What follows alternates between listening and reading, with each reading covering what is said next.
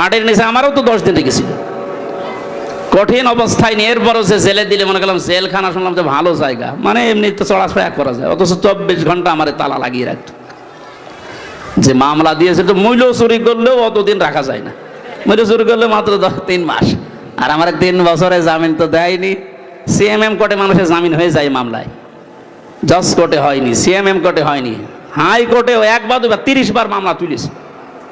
যারা এই top two button এই জুলুমের সাথে জড়িত, আমার মতো হাজারো ভিকটিম এই দেশে, একটাকেও কেউ যেন মাফ না করেন, কোনো মাফ নেই, কারণ এদের মাফ আল্লাহ করবে না। ইন্নামাস সাবিলু আলাল্লাযিনা ইয়াজলিমুনা নাস, সূরা শূরা 25 নম্বর পারা 6 নম্বর পৃষ্ঠা 13 নম্বর লাইনের 42 নম্বর আয়াত। যত তাফসির আছে পৃথিবীতে সব মুফাসসির লিখেছেন আল্লাহ নিজে মামলা দেবে জালেমদের বিরুদ্ধে। যারা আল্লাহর মামলার আসামি, ওদেরকে আপনি বাঁচাতে চান মানে কোনো ক্ষমা নেই এদের।